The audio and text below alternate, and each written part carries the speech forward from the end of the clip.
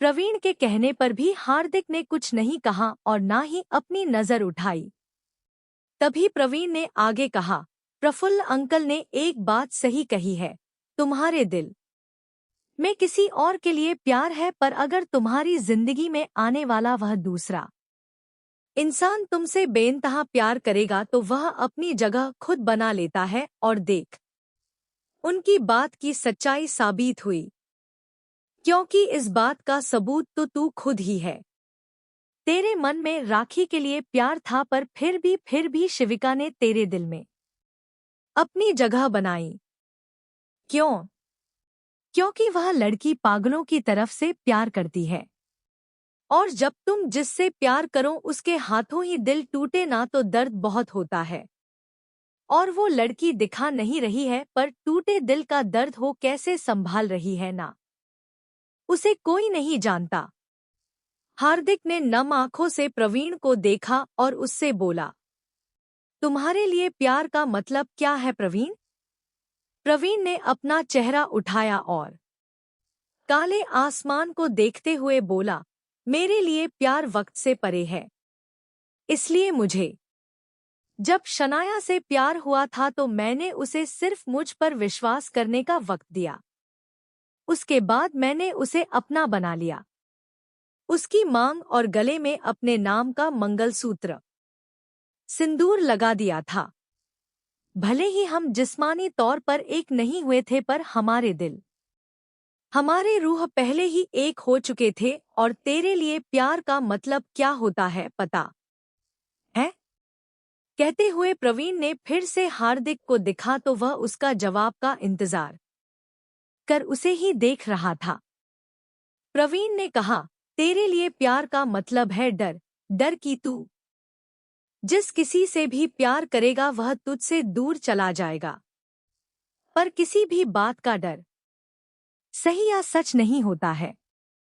जिंदगी तभी आबाद होती है जब हम हर डर पर काबू ला लेते हैं। मुझे ही देखना, डर तो मेरे अंदर भी था कि शनाया को कोई नुकसान पहुंचा देगा, इसलिए कभी मैंने अपने रिश्ते को सामने ही नहीं लाया। पर जब हम दोनों के रिश्ते की सच्चाई बाहर आई तब से हम दोनों सुकून से एक दूसरे के साथ है। अब बारी तेरी है हार्दिक, या तू अपने डर पर काबू पाले या शिविका को हमेशा के लिए पाले। पर शिविका ने तो हाँ कर दिया है, अभिनव की होने जा रही है वो, हार्दिक में नम आंखों से कहा तो प्रवीण मुस्कुराते हुए बोला, होने जा रही है, अब तक हुई नहीं है। और जब तक शिविका की मांग में सिंदूर और गले में मंगलसूत्र नहीं पड़ता तब तक तेरे पास मौका है। अब देखना तुझे है कि तू क्या चाहता है। उसके गले का मंगलसूत्र और सिंदूर तेरे नाम का हो, यही ऐसे हम मिले थे कि तू क्या करेगा, क्योंकि तेरा फैसला ही बताया कि शिविका के गले में मंगलसूत्र और सांग में सिंदूर तेरे नाम का हो या अभिनव के। बोल प्रवीण चुप हो गया और हार्दिक उसे देखने लगा। प्रवीण नीचे आया और सबके साथ खाने के लिए बैठ गया। उसे अकेला आता देख सबकी नजर उस पर चली गई। शनाया ने इशारे से उसे हार्दिक के बारे में पूछा तो उसने अपनी पलकें झपका दी। किसी ने भी डायरेक्ट हार्दिक के बारे में कुछ नहीं पूछा, क्योंकि वह जानते थे कि शायद हार्दिक नीचे नहीं आएगा। खाना खाने और कुछ बातें करने के बाद भारती और उसकी फैमिली चली गई। ऋषभ जब कमरे में आया तो अनोखी ने उससे कहा, आपने कुछ कहा क्यों नहीं और मुझे भी कहने से क्यों रोक दिया? शिविका दीदी अभिनव सर से कैसे शादी कर सकती है? वह तो किसी और से प्यार करती है और अभिनव सर भी किसी और से प्यार करते हैं। तुम्हें कैसे पता इस बारे में? ऋषभ ने अपनी आंखें छोटी कर पूछा तो अनोखी बोली, रूही ने बताया था वो किसी और से प्यार करते थे, पर उनका प्यार पूरा नहीं हो पाया। लेकिन उनके मन में अभी भी उस लड़की के लिए प्यार है। ठीक है, तुम सो जाओ और ना ये बात किसी और को मत कहना, ऋषभ में उसके बालों को पीछे करते हुए कहा तो अनोखी उसे आंखें छोटी कर घूरने लगी।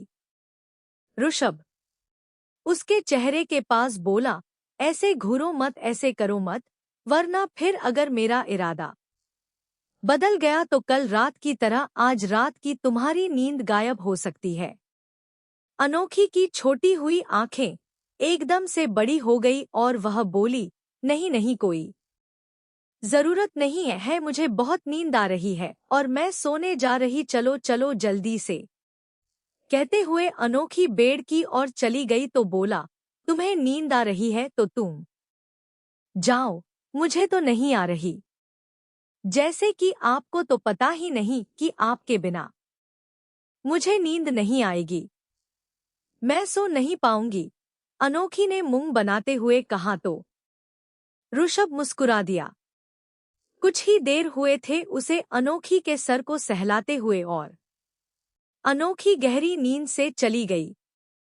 उसके सो जाने के बाद ऋषभ ने उसके हाथों में उसका तकिया दिया और अनोखी को अच्छे से कंबल ओढ़ाकर उसके माथे को चुनकर अपने वार्डरोब में चला गया और अपने इस सीक्रेट डोर से बेसमेंट में चला गया।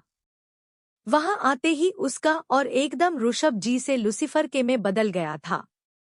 हार्दिक कहाँ है? ऋषभ ने सबको देखते हुए पूछा। उसके कहते ही हार्दिक अंदर दाखिल होते हुए बोला, यहाँ हूं मैं। इतना बोल उसने अपने हाथ में लिए पेपर टेबल पर बिखेर दिया। वो कुछ पेपर्स और कुछ फोटोज थी और ऋषभ और प्रवीण को छोड़ सब आपके हैरान नजरों उसे देख रहे थे।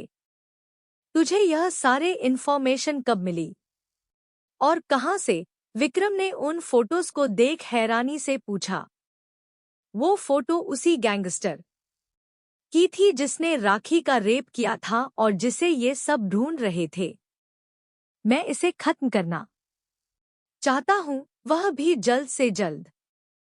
हार्दिक ने विक्रम की बातों का कोई जवाब नहीं दिया और टेबल पर अपने दोनों हाथ रख ऋषभ को देखते हुए बोला, जब मन बना ही लिया है तो देरी किस बात की, शुरू करो गेम। ऋषभ ने डेविल स्माइल के साथ कहा तो विक्रम बोला, अभी? पर ऋषभ, अभी कैसे हम लोग जा सकते हैं? हम नहीं, मैं, हार्दिक और रोहित ही जाएंगे। ऋषभ ने विक्रम से कहा तो विक्रम, शिवाय और प्रवीण एक साथ बोले, क्या? पर हम क्यों नहीं जाएंगे? उन तीनों की बात का जवाब हार्दिक ने दिया। उसने विक्रम को देख कहा, यहाँ किसी का होना जरूरी है, इसलिए तुम सबका और अपनी होने वाली बीवी का ध्यान रखोगे। और प्रवीण, तुम, शनाया तो प्रेग्नेंट है तो तुम्हारा उसे छोड़ कर कहीं भी जाना पॉसिबल नहीं है।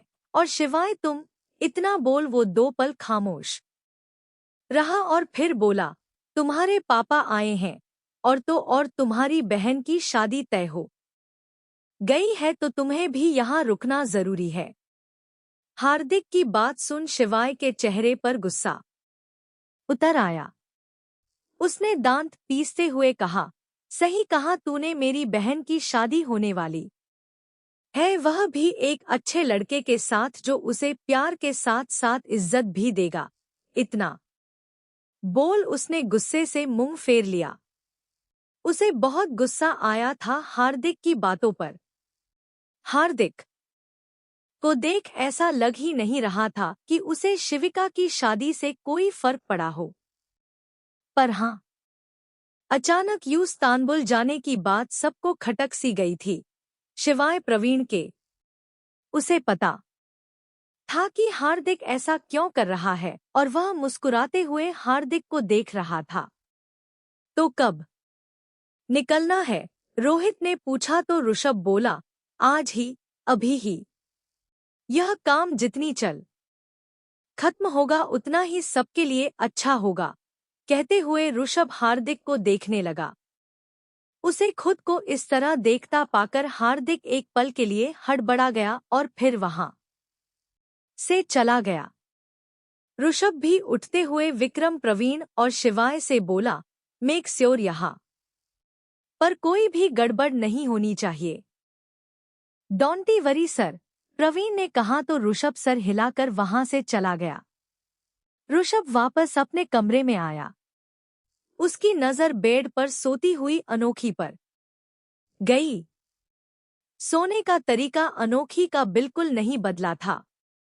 वह आज भी उसी तरह तकिए को कसकर पकड़े, ब्लैंकेट को जमीन पर फेंक आड़े टेढ़ पोजीशन में सोई थी और उसकी ऐसी ही हरकतें ऋषभ के होठों पर मुस्कुराहट बिखेर जाती थी।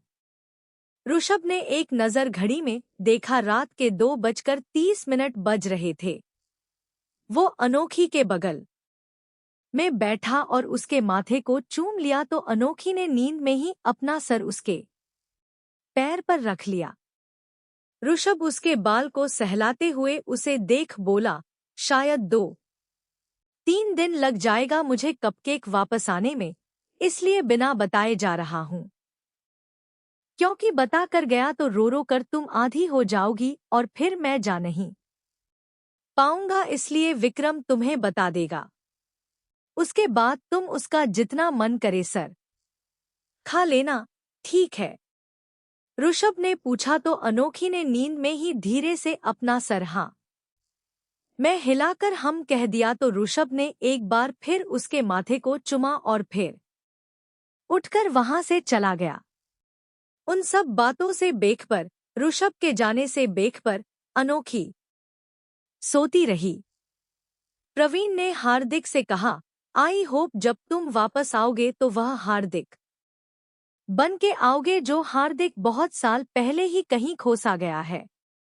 डोंट वरी, इस बार जब मैं वापस आऊंगा तो सब कुछ ठीक होगा, ये वादा है मेरा। बस तू उसका ध्यान रखना। हार्दिक ने प्रवीण के कंधे पर हाथ रखकर कहा तो प्रवीण हल्के से मुस्कुरा दिया। उसके बाद रात के अंधेरे में हार्दिक, रोहित और ऋषभ इंडिया से बाहर इस्तांबुल के लिए निकल गए, उस हैवान को खत्म करने जिसने एक मासूम की और न जाने कितनी ही मासूम की जिंदगी बर्बाद की थी। अगली सुबह विक्रम, शिवाय, विक्रम और प्रवीण ने घर में सबको बताया कि ऋषभ, हार्दिक और रोहित किसी जरूरी काम से गए हैं। तो जरूरी काम क्या था यह तो सबको अंदाजा लग गए कि जरूरत है कंपनी से नहीं बल्कि उनके माफिया वर्ल्ड का काम था। लेकिन रोहित का उनके साथ जाना सुरेखा और सबको खटक गया। सुरेखा ने घूरते हुए विक्रम से पूछा, विक्रम सच सच बता, मुझे यह रोहित सबके साथ साथ क्यों गया है? वह भी इन सब कामों में तुम्हारे साथ लगा है ना? सुरेखा का सवाल सुन विक्रम हड़बड़ा गया। उसने प्रवीण को देखा तो प्रवीण अपना चेहरा फेर कर दूसरी ओर देखने लगा। उसने फिर शिवाय को देखा। शिवाय भी उसे चेहरा फेरता उससे पहले ही विक्रम उसका हाथ पकड़ सुरेखा के सामने करते हुए बोला, चाची जी, यह रहा रोहित का बेस्ट फ्रेंड, इससे पूछो, उसको पता है। इतना बोल वह पीछे हट गया तो शिवाय ने मुड़कर बड़ी बड़ी आंखों से उसे देखने लगा। सुरेखा उसका मुंह अपनी तरफ करते हुए बोली, बड़ी बड़ी आंखों से उसे क्या देख रहा है? जवाब दे की तरह, तेरा दोस्त कहाँ गया है? अब वो मेरा दोस्त है, मेरी बीवी थोड़ी ही है जो मुझे उसके बारे में सब कुछ पता होगा। शिवाय ने कहा तो उसकी बात सुन सबकी हंसी छूट गई, पर सुरेखा अभी भी उसे गुस्से से देख रही थी। आलोक में शिवाय के कंधे पर हाथ रखकर कहा, और कितना छुपाओगे?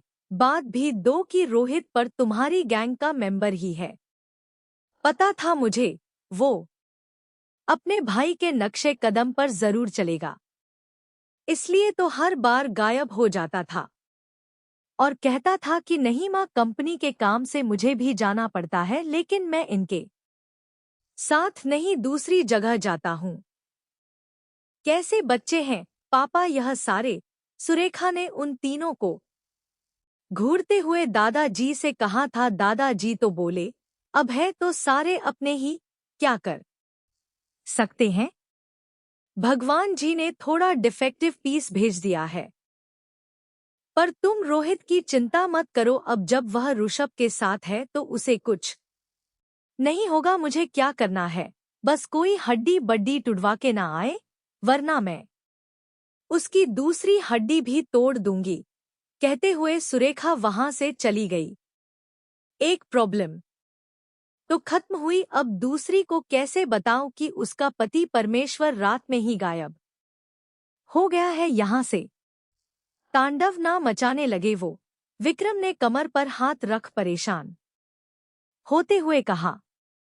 तभी उसकी नजर प्रीति पर गई, जो उसकी बातों पर मुस्कुराते हुए खड़ी से देख रही थी।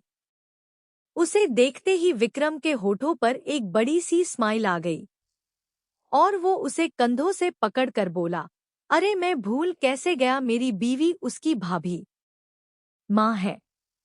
बताने का काम मैं कर दूंगा, संभालने का काम यह करेगी। तेरी बीवी बनी नहीं है, बनना बाकी है।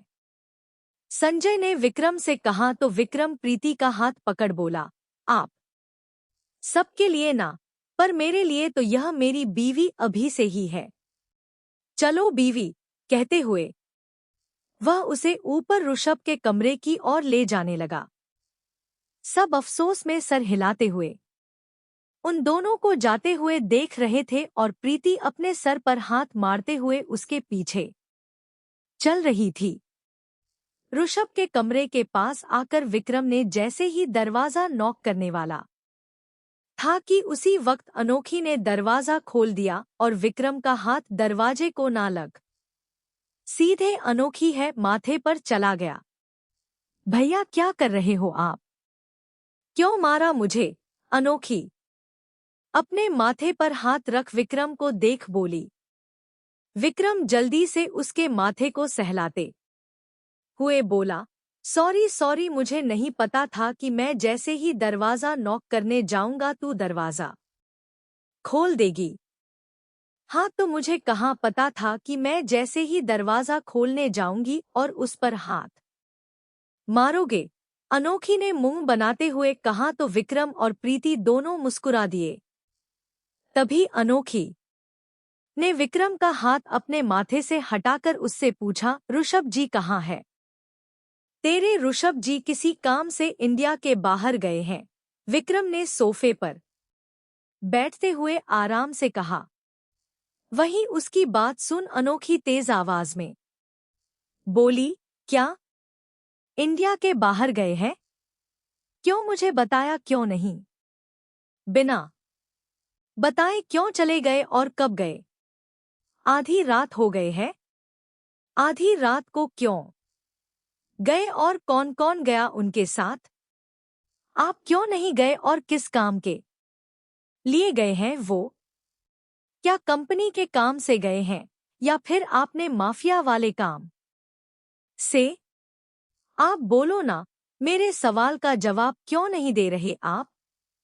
अनोखी ने एक साथ उससे उस सार सवाल पूछ लिया। विक्रम उठा और उसके मुंह पर हथेली रख उसका मुंह बंद करते हुए बोला, अरे चुप कर जाओ, कितना सवाल पूछेगी? अरे तेरे इन सारे सवालों की तीर से मेरे अंदर छेद हो जाएगा। फिर वह प्रीति को देख बोला, और तुम क्या खड़ी खड़ी मुस्कुरा रही हो? तुम्हें यहाँ स्पेशल किस लिए लेकर आया हूँ ताकि तुम समझाओ।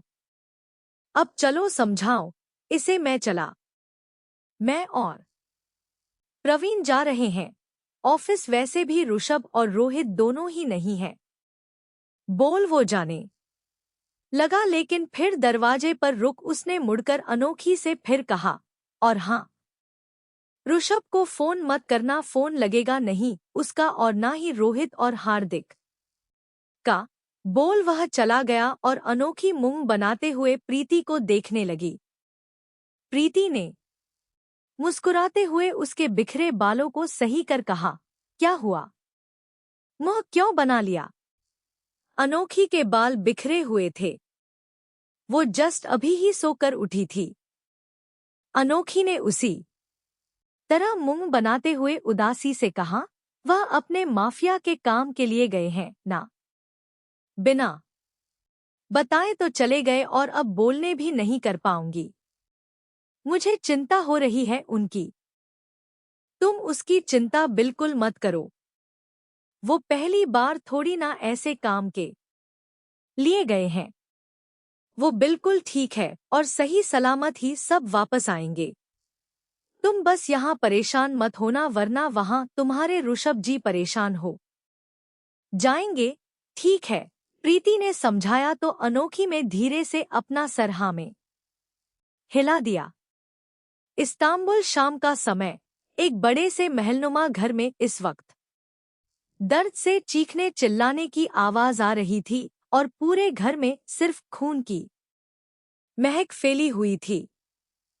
बड़े से हाल के बीचों बीच इस्तांबुल का वह गैंगस्टर जख्मी हालत में अपने घुटनों के बल जमीन पर बैठा था और उसके सामने ऋषभ, हार्दिक और रोहित अपने चेहरे पर मास्क लगाए खड़े थे।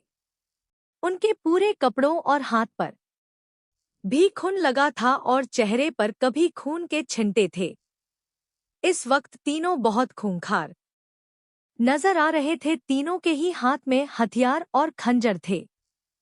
हॉल में चारों ओर लाशें बिखरी पड़ी थी और सिर्फ हाल में बल्कि अंदर से लेकर बाहर तक उसे गैंगस्टर के जितने भी लोग थे लगभग 80 लोगों को हार्दिक, रोहित, ऋषभ ने अकेले ही मार गिराया था।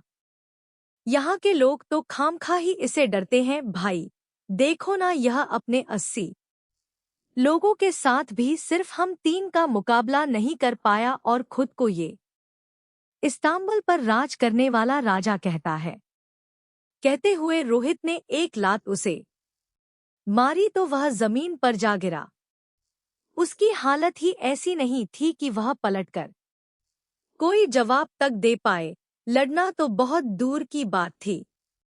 ऋषभ ने हार्दिक को देखा, जिसकी नजरें सिर्फ उसे आदमी पर ही टिकी थी।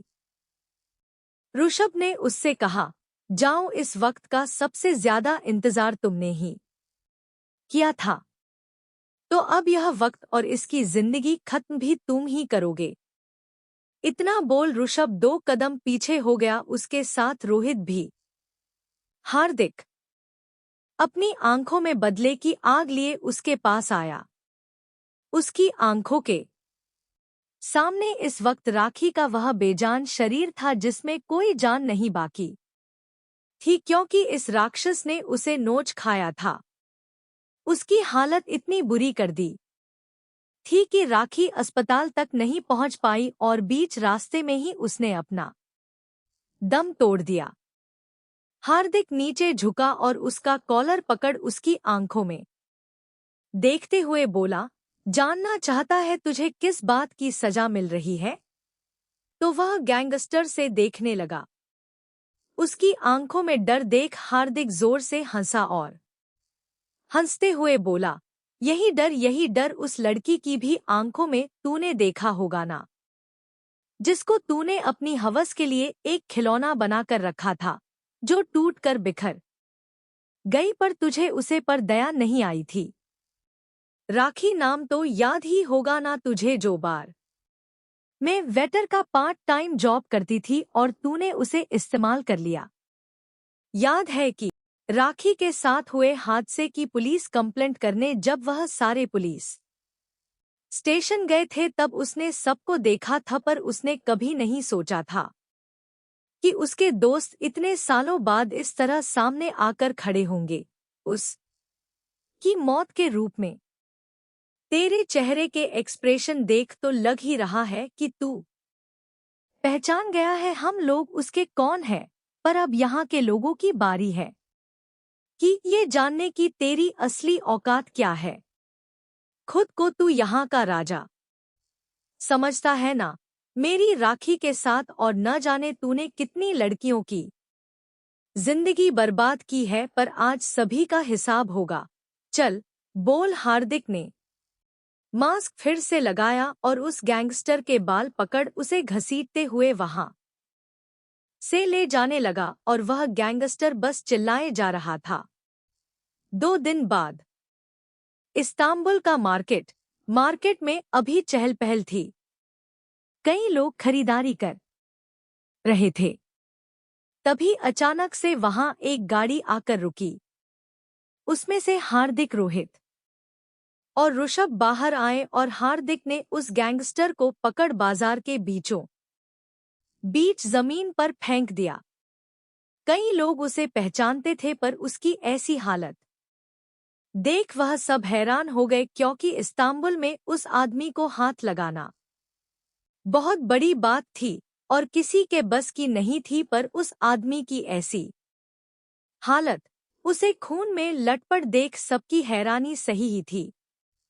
कोई कुछ पूछता या रिएक्ट करता उससे पहले वहां 3-4 और गाड़ियां आ गई और उनमें से कुछ लड़कियां बाहर आई। लड़कियों की नजर जब उस गैंगस्टर पर गई तो उन सब की आंखों में आंसू और नफरत भर गई, क्योंकि यह सारी वही लड़कियां थीं जिनकी जिंदगी इस आदमी ने बर्बाद की थी, और इनमें से तो कई बच्ची थी।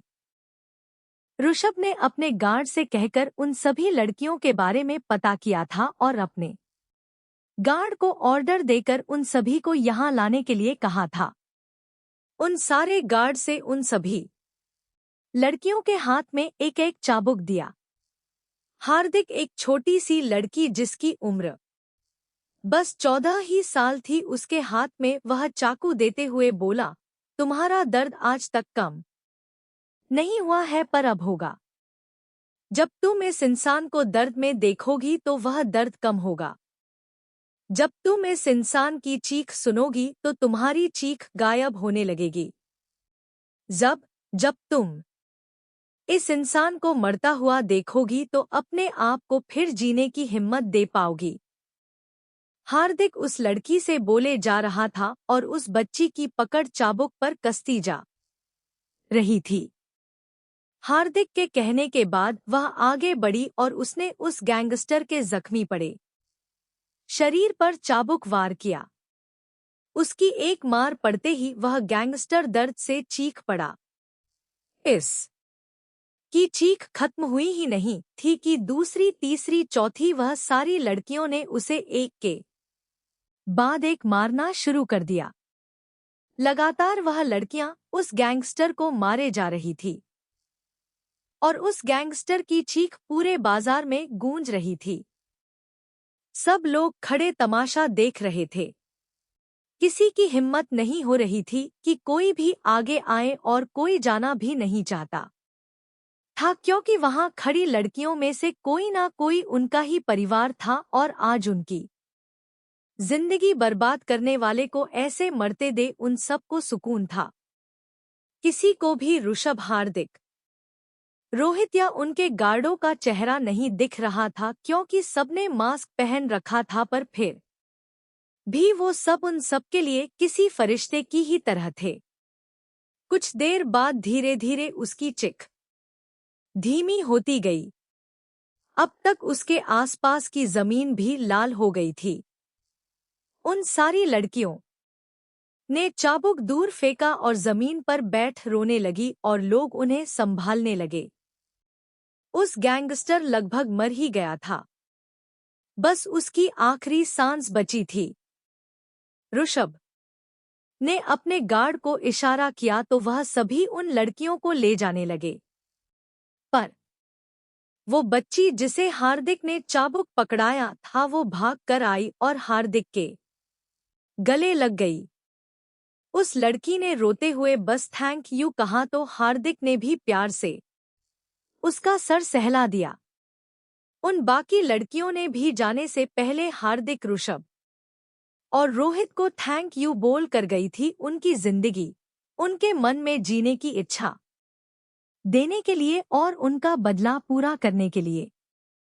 फिर ऋषभ ने हार्दिक के हाथों में एक खंजर दिया और हार्दिक उसे लिए गैंगस्टर के पास आया।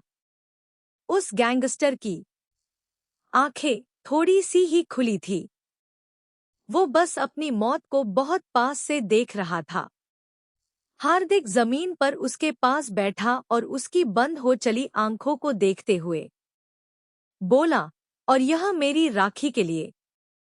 आज उसका बदला भी पूरा, आज वह भी सुकून से रहेगी जहां भी रहेगी। बोल उसने वह खंजर उसके गले में घुसाया और नीचे लाकर हमेशा की तरह हर लाश पर एल का निशान बना दिया। सभी लोगों ने आंखें बंद कर ली और डर से उनके मुंह से चीख निकल गया, और जब उन्होंने आंखें खोली तो वहां पर ना तो ऋषभ था, ना रोहित, ना हार्दिक, ना बॉडीगार्ड और ना ही उनकी गाड़ियां, और ना ही हो खंजर जिससे हार्दिक ने उसे मारा था तो बस उस गैंगस्टर की लाश जिस पर 7 रिंग्स थे और उसके बगल में एक फाइल। 3 दिन बाद मुंबई शेरगिल मेंशन अनोखी अपने ड्रेसिंग टेबल के सामने बैठी कॉलेज जाने के लिए रेडी हो रही थी, पर उसका चेहरा एकदम मुरझाया था। ऋषभ 2 दिन का कर गया था और आज पूरे 5 दिन हो गए थे उसने ना तो ऋषभ से बात की थी और ना ही उसे खबर मिली थी कि वह कब वापस आएगा। उसका मन ही नहीं लग रहा था ऋषभ के बिना। उसका छोटा सा चेहरा मायूसी से और छोटा हो गया था। तभी शनाया उसके कमरे में आई और उसे देखते हुए बोली, आज कॉलेज नहीं जाना क्या? सब वेट कर रहे हैं तुम्हारा, नीचे नहीं जाना है कॉलेज, पर आप मुझे बुलाने के लिए ऊपर तक चली आई। क्यों?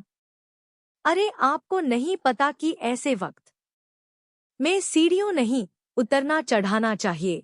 अनोखी ने जल्दी से उठ शनाया के पास आते हुए कहा तो शनाया उसके गाल खींच कर बोली, हाँ मेरी डॉक्टर, शुक्रिया मुझे बताने के लिए। पर तुम भूल रही हो कि यह होने वाली मम्मी भी डॉक्टर है और डॉक्टर को सब पता होता है, इसलिए तुम मेरी फिक्र मत करो, अपनी करो। देखो क्या हालत बना ली है खुद की तुमने। क्यों, क्या हालत बना ली मैंने? अनोखी ने खुद को देखते हुए कहा तो शनाया उसके माथे पर मार कर बोली, तुम बिल्कुल फीमेल देवदास बन गई हो जिसकी पारो उससे दूर है। शनाया ने अनोखी को हंसाने के लिए कहा और उसकी बात से अनोखी के होठों पर भी एक छोटी सी मैन मुस्कुराहट आ गई। उसने कहा, ऋषभ जी पारो नहीं है, ऋषभ जी है। हाँ मैं उनकी पारो ही हूँ। नहीं नहीं, मैं पारो नहीं हूँ और ऋषभ जी देवदास भी नहीं है। वह दोनों तो मिले ही नहीं थे, उनकी तो शादी नहीं हुई थी और मेरी और ऋषभ जी की तो शादी हो गई है, तो हम दोनों पारो और देवदास नहीं है। अच्छा तो फिर क्या हो तुम दोनों? शनाया ने अनोखी के मजे लेते हुए कहा तो अनोखी अपने छोटे से दिमाग पर जोर देते हुए बॉलीवुड के पिक्चरों के आइकॉनिक कपल के बारे में सोचने लगी। पर तभी उसकी नजर शनाया पर गई जो मुस्कुराते हुए उसे देख रही थी। अनोखी ने मुंह बनाते हुए कहा, आप मेरे मजे ले रहे हो? चलो अब लेट नहीं हो रहा है क्या? कहते हुए अनोखी जाने लगी। तभी उसे शनाया की हल्की सी चीज सुनाई दी। उसकी चिक सुन अनोखी घबरा गई और जल्दी से उसके पास आकर बोली, क्या हुआ? दर्द हो रहा है कहीं पर? आप ठीक हो ना? मैं माँ को बुलाऊं? बोल वो जाने लगी तो शनाया उसका हाथ पकड़ अपने पेट पर रखते हुए बोली, नहीं यह देखो बेबी किक कर रहा है। उसके कहने के अगले ही पल बच्चे ने एक बार और किक किया और उसकी कीक को महसूस कर अनोखी की आंखें बड़ी हो गई और हैरानी से उसके हाथ उसके मुंह पर रख लिया। वह खुद बच्चों की तरह एक्साइट होते हुए बोली, बेबी ने किक किया? उसने किक किया? बेबी ने पहली बार किक किया है ना? तो शनाया ने हाँ मैं सर हिला दिया। अनोखी जल्दी से कमरे से बाहर भागती हुई बोली, मैं सब को बुलाकर लाती हूँ। अनोखी अनोखी रुको, ऐसे भागने की जरूरत नहीं है। शनाया उसे रोकती रह गई, पर अनोखी तो अपने पैरों में टायर लगाकर फुल स्पीड से भाग चुकी थी। वह सीधे भागते हुए डाइनिंग एरिया में आई और प्रवीण का हाथ पकड़ उसे ले जाते हुए बोली, चलो चलो जल्दी चलो। अरे पर हुआ क्या है? प्रवीण ने हैरानी से पूछा। वो शनाया, इससे पहले कि अनोखी अपनी बात पूरी करती प्रवीण घबराते हुए बोला, शनाया क्या हुआ उसे? शनाया कहते हुए वो वहां से तेजी से भाग गया और अनोखी भी उसके पीछे भागने लगी। उन दोनों को इस तरह जाते देख घर के बाकी सब घबरा गए कि कहीं शनाया को कुछ हो तो नहीं गया, इसलिए वह भी जल्दी जल्दी चले गए। दादाजी की उम्र हो गई थी, इसलिए वह धीरे धीरे आ रहे थे, पर उनके चेहरे पर सबसे ज्यादा परेशानी थी। शनाया जान, क्या हो? ठीक हो ना तुम? दर्द हो रहा है, हॉस्पिटल ले चलूं? कहते हुए प्रवीण ने बिना शनाया की कोई बात सुन उसे अपनी गोद में उठा लिया। शनाया उससे हैरानी से बोली, अरे प्रवीण क्या कर रहे हो? मुझे नीचे उतरो। तब तक घर के बाकी सब भी आ गए थे। उन सब को देख शनाया ने जोर देते हुए फिर कहा, प्रवीण नीचे उतरो, मैं बिल्कुल ठीक हूँ, मुझे कहीं दर्द नहीं हो रहा।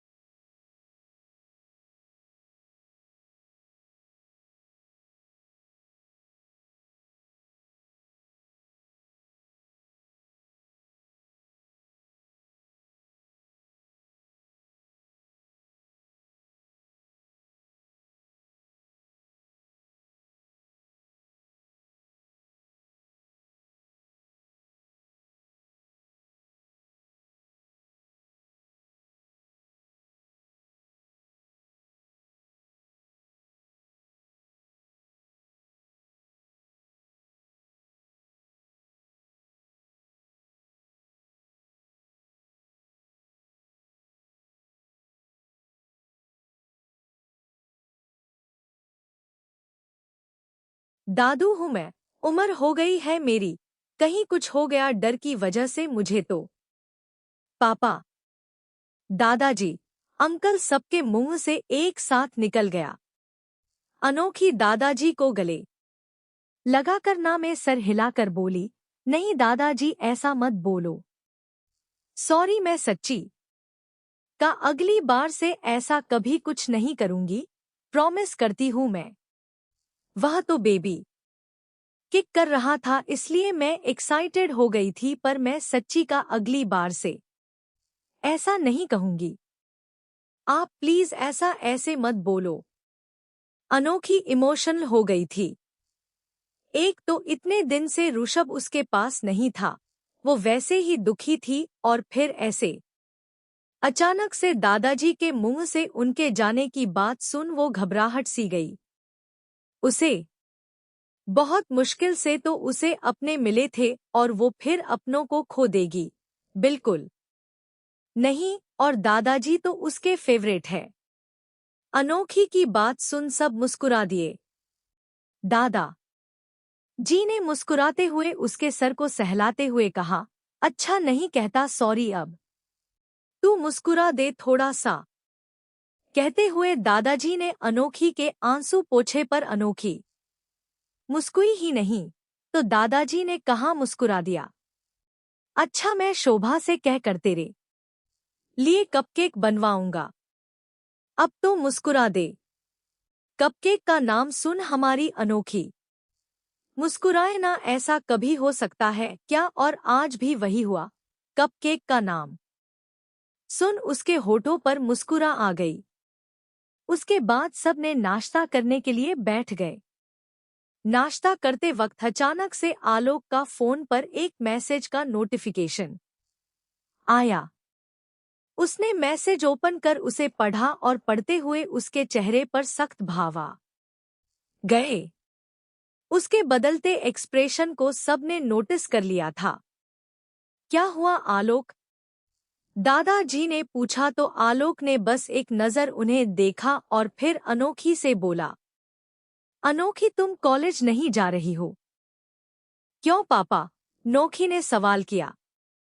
उसके माथे पर चिंता की लकीरें आ गई थी। आलोक ने उसे जवाब दिया, क्योंकि तुम मेरे साथ अभी आज ही देहरादून चल रही हो। क्या? अनोखी ने चौंक कर कहा। उसके साथ साथ वहां बैठा हर शख्स हैरान हो गया। शोभा ने जल्दी से आलोक से पूछा, देहरादून पर क्यों? आलोक और किसका मैसेज था? शोभा में सवालों का जवाब बाद में दूंगा, पर अनोखी हमें देहरादून जाना होगा मित्तल विला में। मित्तल विला का नाम सुन अनोखी थोड़ी घबराहट सी गई। उसने जल्दी से अपना करनामे हिलाकर कहा, नहीं मैं अकेले नहीं जाऊंगी, मैं ऋषभ जी के साथ जाऊंगी। उन्होंने कहा था वह मेरे साथ रहेंगे, वह अब तक नहीं आए हैं पापा, मैं उनके आने के बाद जाऊंगी। क्यों? तुम्हें तुम्हारे पापा पर भरोसा नहीं है क्या? तुम अपने पापा के साथ नहीं जा सकती? आलोक ने कहा तो अनोखी चुप हो गई और उसने अपना सर नीचे कर लिया। वह मायूस हो गई थी। आलोक ने कहा, हमें कुछ देर में निकलना है। इतना सुनते ही अनोखी वहां से अपने कमरे की ओर भाग गई। दादाजी ने आलोक को डांटे हुए कहा, आलोक क्यों ले जा रहे हो उसे? पर पापा उसे जाना तो था ही ना, एक न एक दिन। और उसने खुद कहा था कि जो कहानी मित्तल विला में शुरू हुई थी उस कहानी का अंत भी वो वही करेगी। पर आलोक ऋषभ नहीं है उसके साथ, उसे ऋषभ की जरूरत है। शोभा ने फिर कहा, मुझे ऋषभ का ही मैसेज आया था, उसी ने मुझे कहा कि मैं अनोखी को लेकर मित्तल विला जाऊं। वह वहीं पर है। आलोक में शोभा को देखते हुए कहा तो एक बार फिर सब हैरान हो गए, पर साथ ही साथ उन सब ने एक राहत की सांस की थी। प्रवीण और शिवाय ने एक दूसरे को देखा। वह दोनों कुछ कहते कि उससे पहले ही आलोक ने उन दोनों से कहा, तुम दोनों को कुछ कहने की जरूरत नहीं है। पता है तुम दोनों भी साथ चलोगे और विक्रम एयरपोर्ट पर हमारे जाने का इंतजाम कर देगा। वह हम लोगों को सीधे एयरपोर्ट पर ही मिलेगा। मैं भी चलूं? शोभा ने आलोक के हाथ पर हाथ रखकर पूछा। उसकी आंखों में अनोखी के लिए चिंता थी, पर आलोक ने ना में सर हिलाकर कहा, नहीं शोभा, और डोंटी वरी, कुछ नहीं होगा उसे, हम जल्दी वापस आ जाएंगे। कुछ घंटे बाद देहरादून एयरपोर्ट पर आलोका, विक्रम, शिवाय, प्रवीण, अनोखी, दाई माँ और प्रीति एग्जिट गेट की ओर जा रहे थे। दाई माँ और प्रीति ने भी आलोक से रिक्वेस्ट की थी कि वह अनोखी के साथ जाएंगे, तो आलोक ने कुछ सोचकर उन दोनों को हाँ कह दिया। अनोखी सर झुकाए चल रही थी। पूरे रास्ते वो इसी तरह सर झुकाए थी। उसका चेहरा पूरी तरह से मुरझा गया था। बार बार गालों पर आंसू की लकीरें बना रही थी, जो वो जल्दी से मिटा देती थी। उसे ऐसे देख सबको बुरा लग रहा था। तभी चलते हुए अचानक से किसी ने अनोखी का हाथ थाम लिया। ऐसे अचानक से किसी को अपना हाथ पकड़ते देख अनोखी को बहुत गुस्सा आया। उसने बिना देखे ही अपना हाथ झटका और उस आदमी को अपने दोनों हाथों से पूरी ताकत लगाकर दूर धकेलते हुए बोली, मुझे हाथ लगाने की हिम्मत कैसे की? अनोखी की आवाज इतनी तेज थी कि एयरपोर्ट पर मौजूद सब लोग उनकी ओर देखने लगे। पर अनोखी ने जब उस इंसान का चेहरा देखा तो उसकी आंखें भी हैरानी से बड़ी हो गई। सामने अपने होठों पर स्माइल लिए ऋषभ खड़ा था। अनोखी का यूं उसे दूर धक्का देना उसे बिल्कुल बुरा नहीं लगा था, बल्कि अच्छा लगा था। किसी और के छू देने भर से ही अनोखी को इतना गुस्सा होते देखा, और गुस्सा होने के साथ साथ यह एक्शन देख ऋषभ की आंखों में चमक आ गई। वही ऋषभ के मुस्कुराते हुए चेहरे को देख जिन आंखों में हैरानी थी, उनमें अब आंसू आ गए और वह भागकर ऋषभ के गले लग गई। ऋषभ ने भी उसे कसकर अपनी बाहों में थाम लिया। पहले सब उन दोनों के रिश्ते के बारे में नहीं जानते थे, पर उस पार्टी के बाद पूरी दुनिया को पता चल गया था कि अनोखी ऋषभ की बीवी है, और उनका यह प्यारा सा पल अपने फोन में कैप्चर करने के लिए जैसे ही सबने अपना फोन निकाला, वैसे ही ऋषभ के सारे बॉडीगार्ड एयरपोर्ट पर फैल गए और लोगों को रिक्वेस्ट के टोन में धमकाते हुए बोले कि प्लीज वह सब ऋषभ और अनोखी की या किसी और की कोई फोटोस ना ले। उनको देख सब डर गए और अपना फोन वापस अपने अपने बैग में रख अपने अपने मंजिल की ओर चले गए, और इन सब से बेख पर ऋषभ और अनोखी एक दूसरे की बाहों में थे। अनोखी ने ऋषभ के सीने पर सर रखते हुए कहा, बहुत बुरे हैं आप ऋषभ जी, बहुत बहुत बुरे, सबसे ज्यादा बुरे हैं आप। बस बस इतना गुस्सा क्यों हो रही हो तुम? पापा, ये इतना गुस्सा क्यों है? ऋषभ ने अनोखी का हाथ पकड़ उसे रोका और आलोक से पूछा, तो आलोक अपने कंधे उचका कर वहां से चला गया। उसके साथ साथ सब मुस्कुराते हुए चले गए। ऋषभ ने अनोखी को अपनी बाहों में उठाया और अपने कार की ओर चल पड़ा। किसी को यकीन ही नहीं हो रहा था कि यह वही ऋषभ शेरगिल है जो इतना क्रूर, इतना घमंडी और इतना खतरनाक था, पर आज वह अपनी बीवी को कैसे शांत कर रहा था। यह बदला हुआ ऋषभ सबको हैरान और पसंद दोनों ही आ रहे थे। ऋषभ ने अनोखी को कार में बैठाया और कार का पार्टीशन ओपन कर दिया। क्या हुआ, क्या हो गया था तुम्हें? एयरपोर्ट पर क्यों ऐसे वाइल्ड कैट बनी फिर रही थी? ऋषभ ने उसकी आंखों के आंसू पोंछ कहा, तो अनोखी उसका हाथ अपने चेहरे से दूर हटाकर बोली, जैसे कि आपको पता ही नहीं। क्यों किया आपने ऐसा किया मेरे साथ? इतना गंदा मजाक कोई करता है क्या? जब आप देहरादून में थे तो क्यों नहीं बताया? आपको पता भी है जब पापा ने कहा मुझे देहरादून जाना होगा मामा के सामने मित्तल विला में, तब मैंने उनसे कहा था कि मैं आपका इंतजार करूंगी, पर उन्होंने मेरी बात नहीं मानी। क्या एक बार आप मुझे फोन करके कह नहीं सकते थे कब कैक मैं देहरादून में हूं, आ जाओ पापा के साथ? मैं डर गई थी ना, अनोखी मैं गुस्से से कहा। ऋषभ उसके चेहरे को अपने दोनों हाथों में थाम कर बोला, इतनी छोटी सी बात पर तुम डर गई? कब कैक मैंने तुमसे कितनी बार कहा है ना, कभी भी किसी भी चीज के लिए डरना नहीं है। और क्यों अकेले तुम क्यों नहीं जा सकती? मित्तल विला, तुम अनोखी ऋषभ शेरगिल हो तो तुम्हें निडर होना होगा।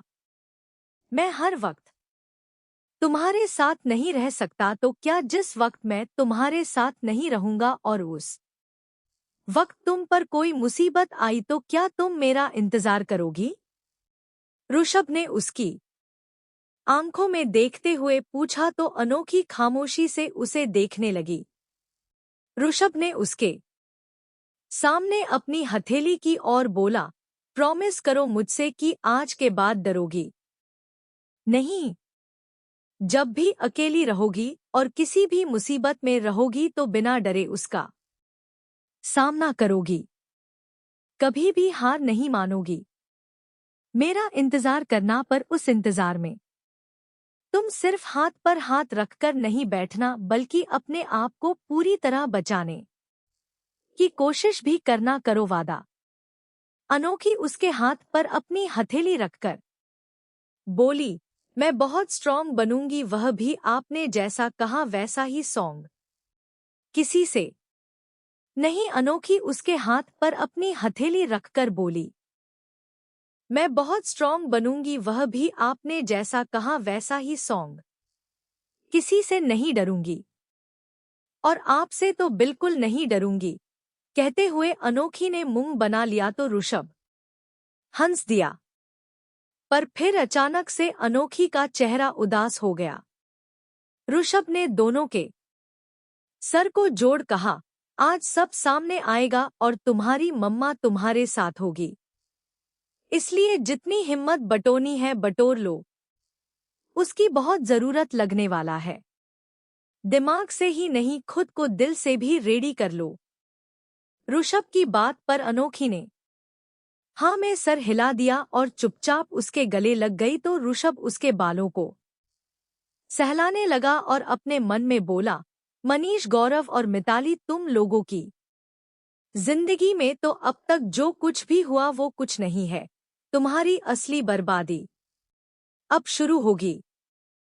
तुम लोगों की जान अब तक बची है क्योंकि मेरी जान ने अपनी मम्मा को नहीं पाया था, पर आज वो अपनी मम्मा को पाएगी और तुम लोग अपनी मौत पाओगे। और मनीष मित्तल, तुम्हारा वह काला चेहरा मैं दुनिया के सामने लाऊंगा जिसे तुमने प्यार के नाम के पीछे छुपा रखा है।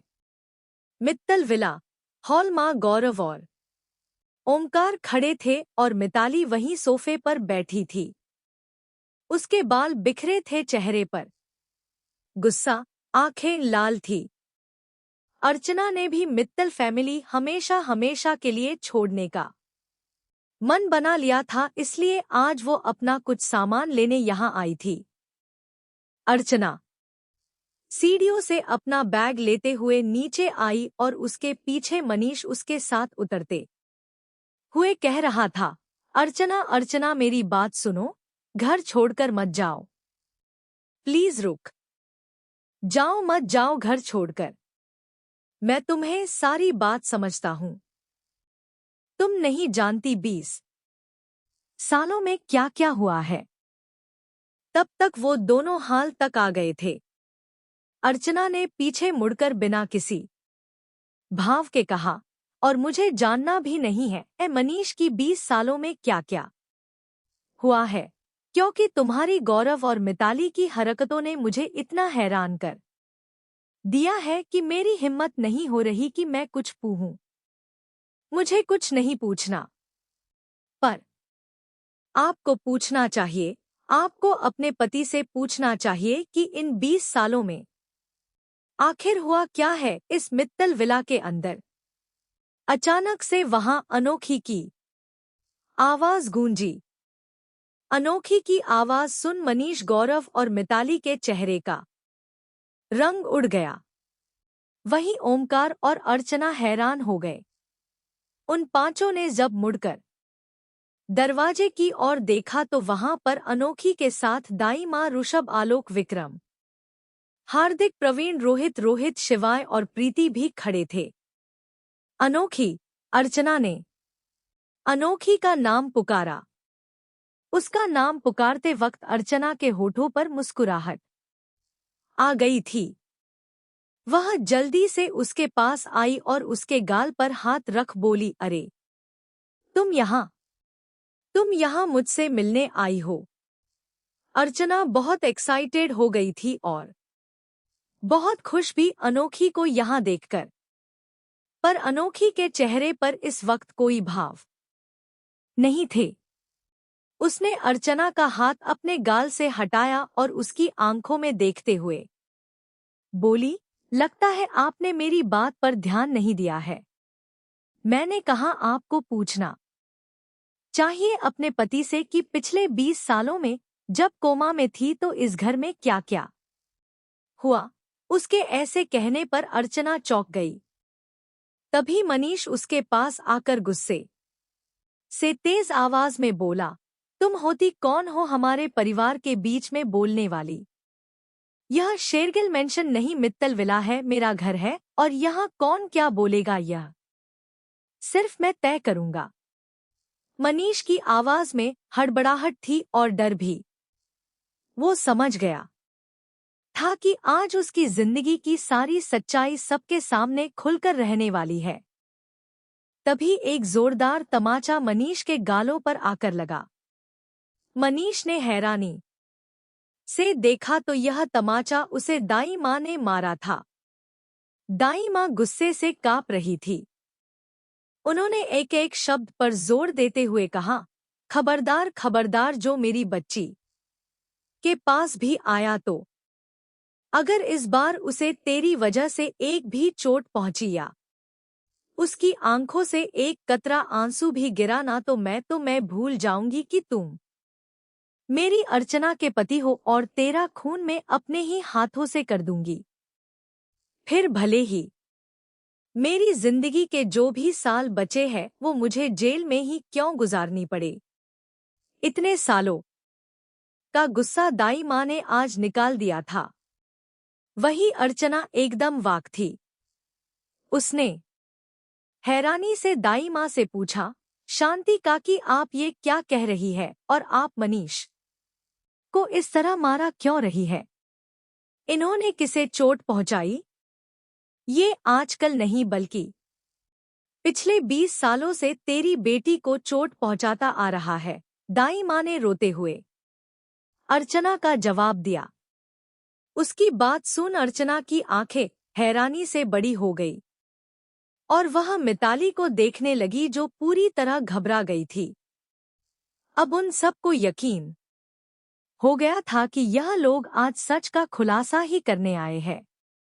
गौरव आगे बढ़ता पर उसे ओमकार ने और प्रवीण ने रोक लिया और मिताली कुछ कहती उससे पहले रोहित और शिवाय ने उसे वापस सोफे पर बैठाते हुए कहा, ओ मेकअप की दुकान, तेरी बर्बादी का नंबर अभी आया नहीं है, इसलिए चुपचाप बैठकर अपनी बारी आने का इंतजार कर। वही मनीष अपना मुंह खोलने ही वाला था कि तभी ऋषभ अपनी आग उगलती नजरों से उसे देख अपने ठंडे लहजे में बोला, आज अगर मुंह खोला तो यह तेरे मुंह से निकला हुआ आखिरी शब्द होगा। उसकी बात और खतरनाक आंखें देख मनीष के रोंगटे खड़े हो गए और उससे कुछ बोलते नहीं बना। अर्चना ने मुड़कर एक नजर मिताली को देखा और फिर दाई माँ से बोली, पर काकी मनीष ने मिताली पर कभी हाथ नहीं उठाया, वो तो उससे बहुत प्यार करते हैं, तो आप ये क्यों कह रहे हो कि मनीष ने मेरी बेटी को चोट दी? अर्चना की बात सुन अनोखी ने अपनी आंखें बंद कर ली और उसकी आंखों से आंसू गिर आए। दाई माँ ने दर्द भरी मुस्कुराहट के साथ मिताली की ओर इशारा कर कहा, ये और तेरी बेटी अर्चना, तुझे कैसे ये अपनी बेटी लगती है? बेटियां माँ की परछाई होती है। इसे देख तुझे कभी मन किया कि तू इसे अपने सीने से लगा ले, उसका माथा चूम ले? अरे ये छोड़, इस लड़की ने कभी तुझसे इज्जत से बात भी की है? मुझे पता है नहीं की होगी, क्योंकि ये तेरी बेटी है ही नहीं। तेरी बेटी तो ये तेरे सामने खड़ी है, जो तेरे लिए पिछले 20 साल से तेरे प्यार के लिए तरसी है। बोल। दाई माँ ने अनोखी की बाह पकड़ उसे अर्चना के सामने खड़ा कर दिया।